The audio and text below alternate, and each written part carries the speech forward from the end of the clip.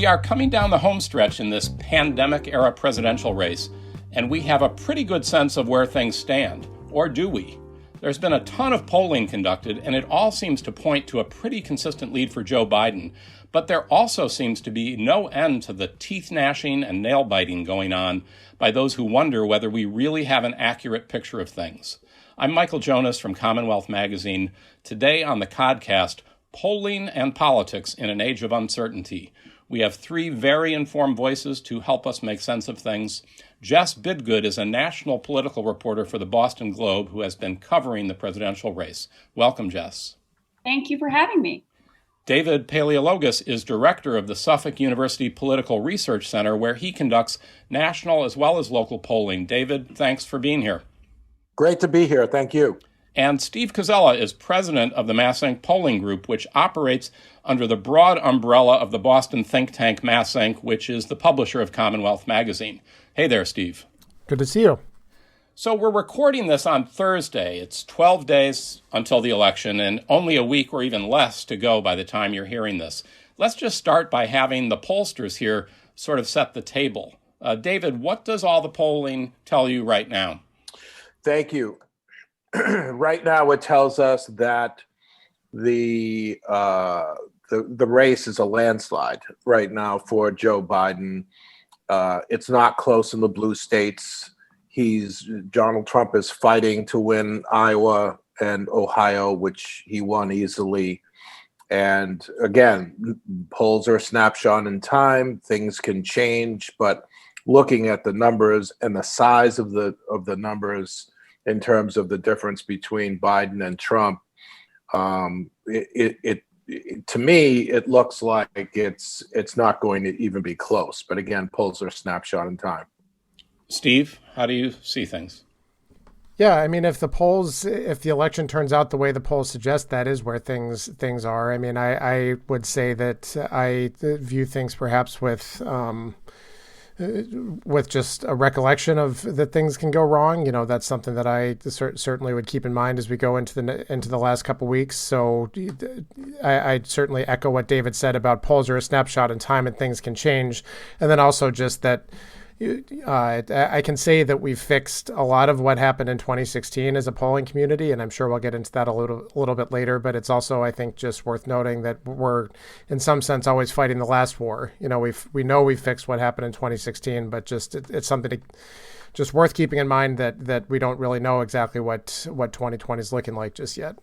Right, and I think you're right. We'll get into some of those aspects of the polling, but Jess, help us just kind of talk about how the campaigns and partisans are thinking about the race and how they're sort of taking in the polling at this point. You've been on the ground in several battleground states, and I'm struck just in the last few days by the headlines that are starting to come out about the race, but also about the polling. There's an NPR story, the headline of which is "Anxious Democrats Don't Trust Biden Lead. His campaign is fine with that." Today's New York Times had a story, how Democrats are celebrating Biden's polling lead with abject dread. So I mean, both campaigns, I guess, have some reason to be cautious of the polls, or maybe in the case of Trump's side, even dismissive of them. But I mean, the polls clearly are driving, sort of their decisions and strategic choices about what they do and where to deploy resources. How are you seeing kind of the polling itself kind of playing out and affecting just sort of how the campaigns operate and kind of the feeling in the campaigns? Sure. So, I mean, on Earth B, where 2016 never happened, if you had one campaign favored, that had almost a 90% chance of winning, and the other campaign that had closer to a 10% chance of winning, you'd think people who support the 90% chance of winning campaign would be feeling really good, would be feeling joyful, would be feeling, like they're ready to take a victory lap. And the mood on the ground could not be further from that. I mean, I was in Johnstown, Pennsylvania last week for a Trump rally, and I was really struck by the degree to which President Trump supporters, the base, they are jubilant. They look around, they see themselves standing in a crowd of 5,000 or 6,000 people in Johnstown, Pennsylvania. They see all of the Trump signs they passed on the way to get there, and they feel like there is no way that their guy can lose, even though he is trailing in Pennsylvania and all of these other battleground states.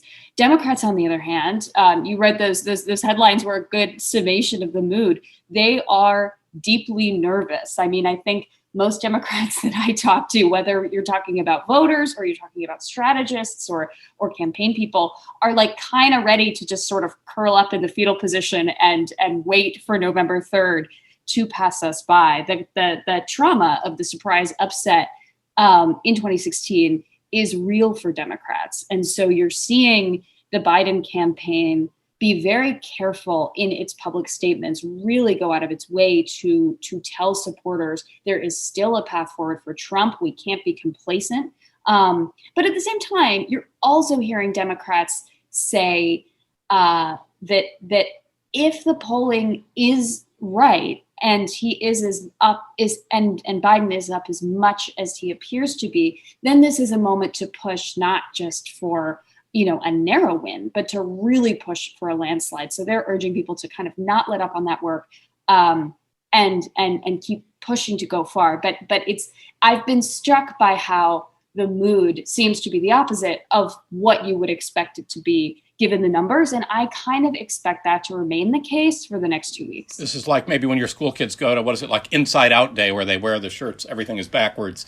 Right. Absolutely. Yeah. Steve, what were you going to jump in, Steve? Yeah, I was going to say it's also worth noting that Jess is onto something, and just looking at the polling and sort of how polling works, it's also possible that the polling is off in the other direction, and that actually what we'll be looking at is an even more sizable Joe Biden victory than even what the polls are showing.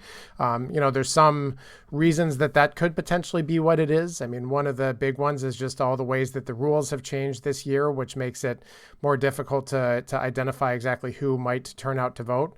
So it's possible that you could see surges in key places and surges of turnouts among Democrats who are the ones who, by and large, have taken advantage of early voting, for instance. So I'm not saying that it's definitely going to happen, but there's an equal possibility that it could be off in the other direction, and that the victory for Joe Biden could be even bigger than the landslide that David mentioned early on. Yeah, right. I've seen some talk even this week about this idea that the sort of the likely voter screen that you pollsters use may be off in that way. If there is, for some reason, say a sort of lower turnout on Election Day, whether it's because Trump voters are getting disillusioned by his kind of lack of focus in these closing days, or the sort of surge of virus in different states, there are kind of unknowns there that could change turnout on Election Day. But as we now know, that change will not be felt evenly, and the Democrats have banked a lot more of the early votes. So I think that's just another huge variable that makes this race different.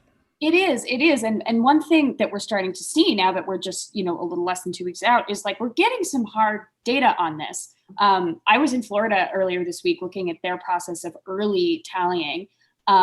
And Florida is already seeing, as of yesterday, they had 1.4 million Democrats who had voted by mail, and closer to about 900,000 Republicans who have voted by mail. That is a big and significant gap. It's also a huge increase in the number of Democrats who voted by mail from 2016. Early in-person voting has also started there, and that's closer. Republicans have a slight lead there, but not enough to make up for that huge gap we're seeing in mail-in voting. So patterns are starting to emerge, but all of this is new. So it's a little early to understand what it all means. And David, maybe talk a little about what you make of this Democratic skittishness, maybe we'd call it, about reading too much into the poll numbers. And a lot of it, I think, as Steve suggested earlier, does come from Democrats basically feeling spooked by the 2016 election and the lead that Hillary Clinton had in most polls leading right up to Election Day. So what do you make of that skittishness? And maybe we could just talk briefly a little about that 2016 experience and what pollsters have learned from that, as Steve was alluding to earlier? Well, it's totally understandable that there's some nervousness and apprehension based on what happened in 2016, but things are a little bit different. I mean, first of all, you would need to see a dramatic shift in the national polling from a polling average of 10, 11 down to 3% nationally. We haven't begun to see that. You also don't see a break in the blue wall states, at least up to this point. And we're 2 weeks out. Michigan polling, Wisconsin, and we just finished Pennsylvania. We thought we were the outlier, having a mid-high single-digit lead for Biden, and then it was virtually confirmed by two other polls that came in around the same number or higher than the 7-point lead we had in Pennsylvania. And if Donald Trump doesn't break into those blue wall states, where does he go from there? I mean, granted, in 2016, a lot of the top public pollsters did not poll those blue wall states in the last 7 to 10 days. We didn't at Suffolk, Quinnipiac didn't, Marist did not, Monmouth didn't, I don't think, in the last week.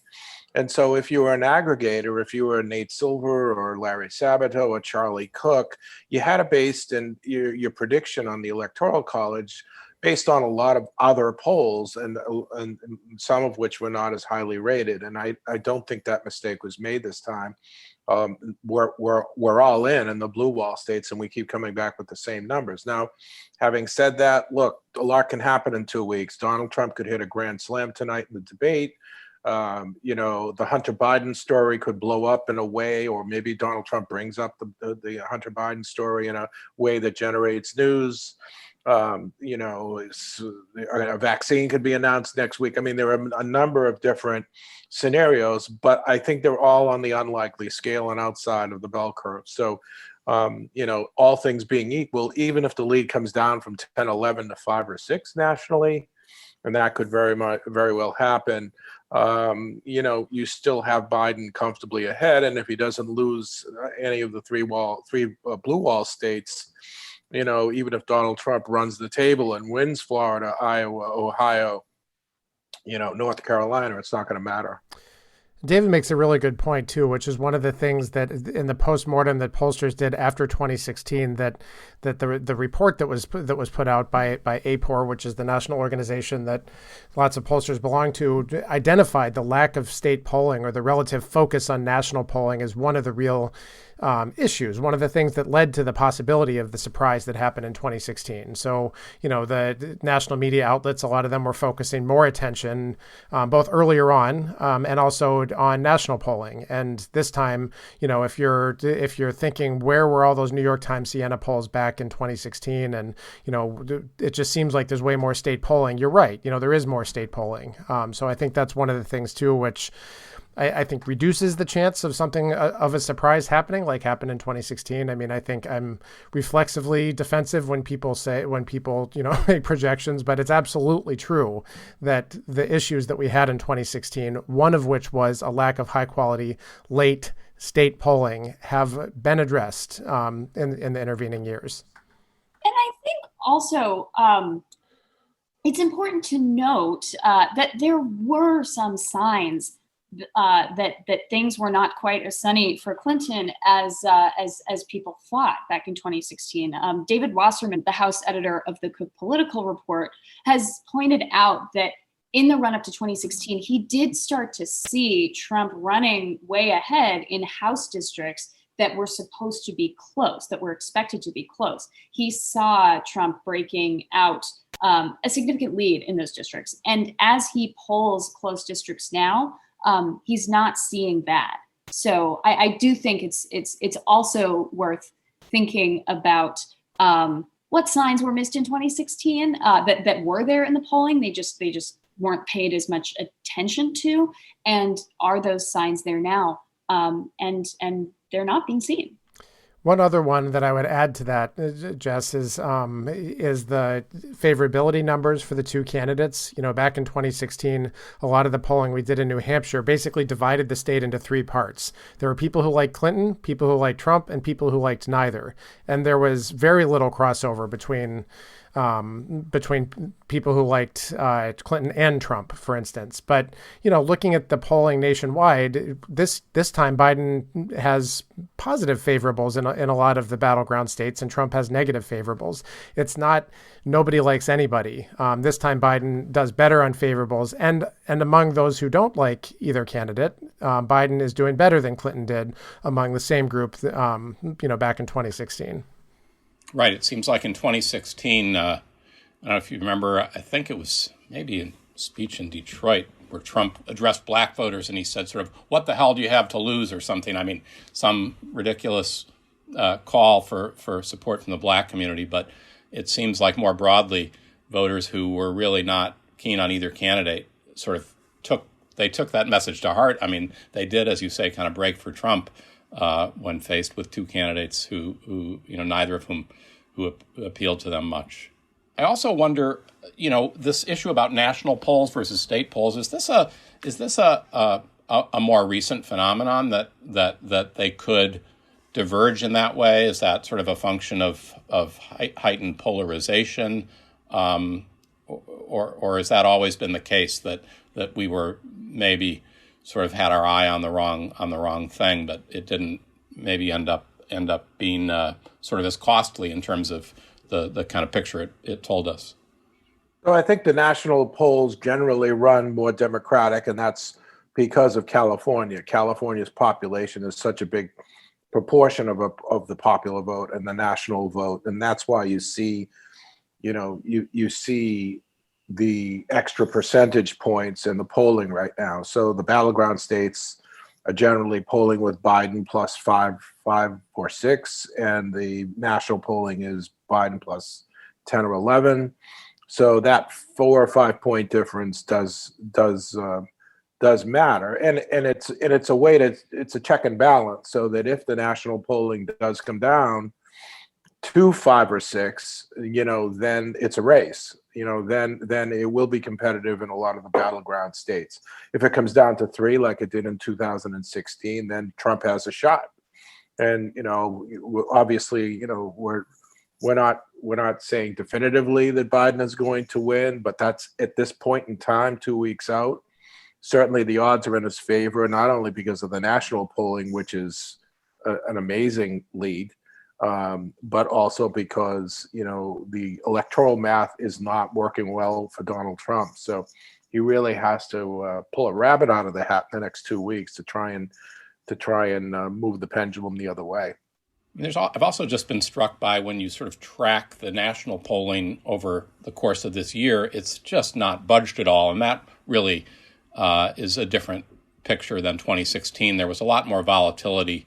Looking at those, the lines even crossed at one point with Trump having a slight lead, and they were just, it kind of showed the kind of uncertainty or maybe unease or discomfort of the electorate around the choices. And it's just been these kind of steady lines, it seems, all through the spring and summer and now into the fall. I'd even extend that back a bit further. I mean, Trump's approval numbers basically haven't moved since he's been president. I mean, they've gone up a point or two here and there, down a point or two, but it's kind of been roughly in the same range, since he was elected. 538 has this really interesting graphic where they compare him through his first term with historical presidents going back decades. And you can look and see, every other president, their their job approval moved up and down, and was sometimes, lower than Trump, in some cases higher, but you'd see these big swings. And with Trump, even in the midst of all the noise and all the scandal and all of the news coverage, just nothing's really driven it way up or driven it way down. It's been right there in kind of the 40-ish to 43-ish kind of range for the most part, his entire first term. I mean, another thing, the polling's been very consistent. It's also been the case that I think we have a pretty small number, certainly at this point, of undecided voters. In fact, there's been a lot of stories lately, sort of a little bit, sort of maybe snarky takes, expressing amazement that there could be someone out there that really hasn't made up their mind yet about a race that a lot of people think presents pretty stark choices. But what is your reporting from these battleground states been telling you, Jess, about these folks who if the race still does sort of hang in the balance, then it would seem they hold all the cards, or at least a lot of them. Who are these folks, and what is it they're saying about their continued indecision? So there is absolutely a remarkably slim number of voters left who are still undecided. And when I have been out, this is a little anecdotal, but when I have been out in battleground states, what I'm struck by is I hear more voters who are undecided, they basically know how they feel about Trump. The question is, how do they feel about Biden? So I was in Lindsey Graham's hometown of Central South Carolina a few weeks back, which is in a pretty conservative part of the state. And I was chatting with a couple of women who were waiting to get haircuts inside a salon. And they said they had voted for Trump in 2016 because they wanted to try something different, felt totally turned off by him now. I think one described him as either a petulant brat or a petulant child. I can't remember what her exact term was. And then she said she wasn't going to vote for Trump. Her question was she going to vote for Biden, or was she going to write in Dwayne "The Rock" Johnson instead? And her daughter was the same way. Her decision was, do I vote for Biden, or do I vote for a third party candidate, or do a write-in? They knew they didn't want to vote for Trump. So I do think that voters don't, even though he's been in public life for longer than I've been alive, and he has been vice president, Joe Biden has never kind of dominated the media landscape and the airwaves the way that Trump has. So I do think there are voters out there who are still forming opinions on how they feel about him.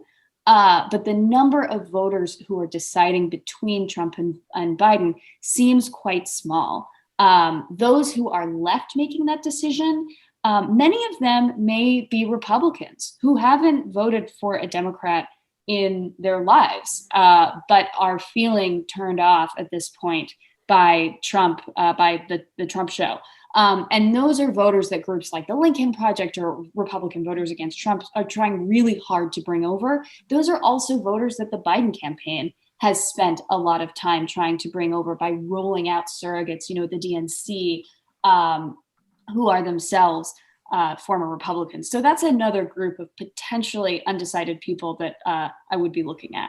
And Steve and David, I mean, obviously as pollsters, you want to get results that are then confirmed by the actual election. That's the sort of the big picture. Apart from that sort of global concern, what sort of specific worries would you have that, you might say keep you awake at night, other than the worries we all have about the pandemic and other very consequential things? But in your narrow world, are there specific things about the nature of the race and the polling that you kind of have sort of somewhere nagging at you a little bit of worry? Well, I guess I'll jump in and I'll say there are two things. Number one, more people are saying that they are personally better off than they were 4 years ago. That's been a recurring theme, and James Pendle at the Globe and I have talked about this, and he did a really great story where I gave him some of the names of people who were willing to be interviewed from our Maine and New Hampshire polls who were saying that they were better off, but they were voting for Joe Biden, or they thought the country was on the wrong track. It turns out that in most of the states we've polled, about 1 in 5 people who say that they are personally better off of voting for Joe Biden. So it's almost as if people are selfless and they're putting the country before their own personal or economic situations. That's the first piece. And the second, I think, is, we look at a lot of the states, and Suffolk reproduces the actual state ballot. And a lot of other pollsters don't do this. And it's been kind of a bone of contention for us, because in Florida, there are 7 candidates for president on the ballot. In Minnesota, there are 9 candidates for president on the ballot. Wait, is Pat Paulson running again? Is he still alive? Kanye West is on the Minnesota ballot. And one of the things I said after the Minnesota poll was that if Minnesota gets close, and nobody ever picked up on this, Kanye West was getting 6%. He was only getting 1% in the poll. But he was getting 6% of non-white voters in Minnesota, many of whom were young voters. So do I think Minnesota is going to be close? No. But those are the kinds of, in the weeds things that kind of drive us crazy. Will Trump have an above average support level among African Americans?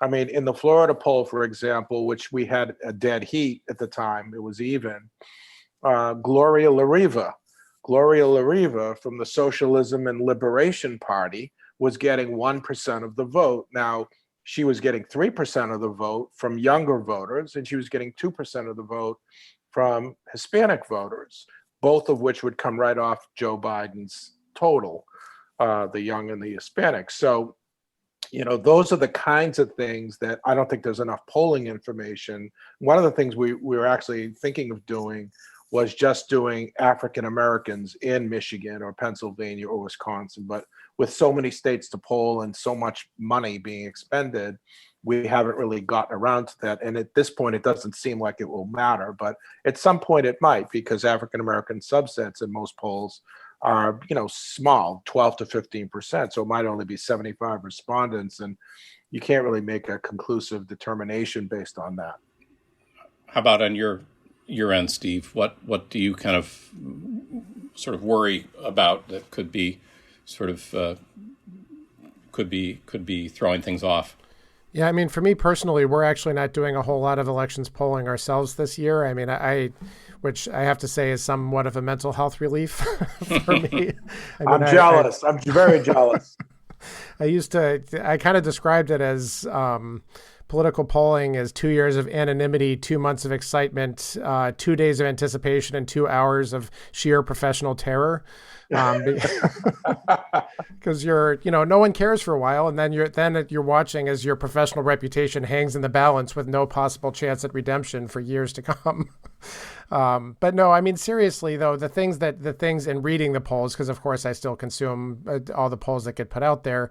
It's kind of what I said before, which is just what impact does the ways that we're voting this year have? What impact does the drop box situation in Texas have? What should we take from the fact that this seemingly enormous number of voters have already cast their ballots in Texas? Does that have any impact on, who turns out to vote? And would that be different than what a poll might produce? And you multiply that times all the states that are close and in contention. Those are the kinds of things. In addition to what David said, there's if it's close, then all of the things that David said certainly would play a big role, and we'd all see it in retrospect, what David just anticipated. But the big thing that I really think about is just all the early voting, vote by mail, what counts, in the 3 days that are after Election Day, who cast a mail ballot like 2 days before, and was it different than the people who cast it 2 weeks before? And those are the kinds of things which, we ask about in polls. We ask if you cast a ballot. Do you plan to cast a ballot? How do you plan to vote and that sort of thing. But there's just such different systems in place this year that it seems possible that could interrupt the links that we've learned to establish between how we ask the questions and what people end up doing. Right. And it seems to me that, all this early voting and mail-in voting, it does seem to, again, reduce a little bit the window for events over the next 10 days or so to reshape the race as significantly as they might otherwise be able to do. The other thing that I'm struck by is that, we still have issues in various states going into court now, and there are going to continue to be things popping up now. There could be things going to court even after November 3rd as ballots are still being processed. So we haven't even gotten into all the kind of legal variables and unknowns. We know there's been a huge number of people in the country out of work. I don't think there are any election lawyers looking for work now. They've all been hired up, and it's just kind of going to be seems like a sort of litigation feeding frenzy, potentially. Then the last thing I'll say is, normally we'd sort of end this and say, well, stay tuned, folks. It's X days away, and we'll soon know. But that's the other final thing that just makes this race different than any election, certainly in my lifetime, that we're just being warned now that it's very likely we may not know on the night of the election who's won. Of course, that could change. Sort of what do we make of that? And I just would sort of close with asking Jess about that, because again, you've been reporting from states, and you have a story in the Globe from Florida saying they're one of the states that actually has been processing ballots as they've come in. They're not showing the count, but they're not sort of in the situation where on election day they're going to be just flooded with having to do all the counting. And so it's possible we'll know the winner in Florida on election night, and that potentially could be very, very telling of the whole race, right? It really could. And I know this sounds crazy, but it's possible that Florida could give us some clarity on election night. Sorry. I know. Me just like it's short circuited there. Right. Don't tell Al Gore that. I know you laugh. I know it sounds wild, but here's why. Florida has 22 days of pre-processing of ballots, and they're not just opening envelopes and sorting ballots into piles. They are feeding ballots into the voting machine, and the Florida canvassing boards are meeting, examining signatures, examining little dots and bubbles to figure out if they're votes or not. So a lot of what we saw happening after the 2000 election, as that recount was dragging out and litigation was firing up, is actually happening now. That doesn't mean that Florida won't be close. That doesn't mean that it's possible it could come down to provisional ballots and generally be confusing. But Florida is going to post enough data early in the evening that we'll at least have a diagnosis of, okay, how close is it in Florida? And if it is really close in Florida, then I think we can expect a long dragged out count, especially because that could mean that the election then comes down to these swing states where they're not processing early ballots, like Pennsylvania, like Michigan, which only does a tiny bit of early processing but doesn't start counting early. And in Wisconsin, too, they can't start counting ballots until election day. So I think to get some clarity on election night, we're really going to want to look to these swing states that process their ballots early. And that's Florida, Arizona, North Carolina, Ohio does some of this too. That's where we're going to see the most data the earliest. And that, I think, is where we will get an idea of what the picture is. Are we in for a ride where we have to kind of hang on every vote count that comes out of Pennsylvania?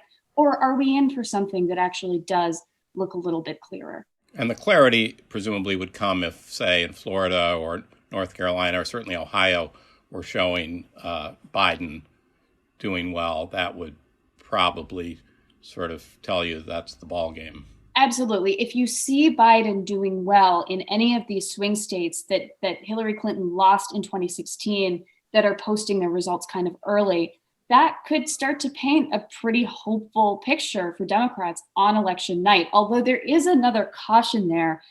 We've heard all about the red mirage and the blue shift, right? The idea that the first votes that get counted are going to be votes that were voted on election day, and it's going to make Republicans look like they're in the lead. And then as mail-in votes get tallied, Democrats are going to catch up and there's going to be a shift toward blue.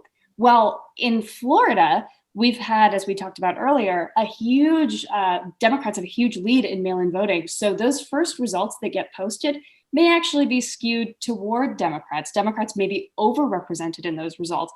And that means we may be looking at a bit of a blue mirage early in election night. And I think that's something that's important for everybody to just kind of wrap their minds around.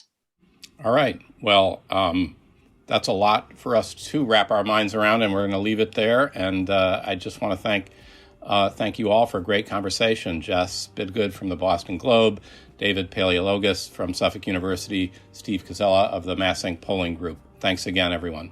Thank you. Thank you, Michael. Thank you. This has been another episode of the Codcast from Commonwealth Magazine. Thanks for listening. We'll see you next time.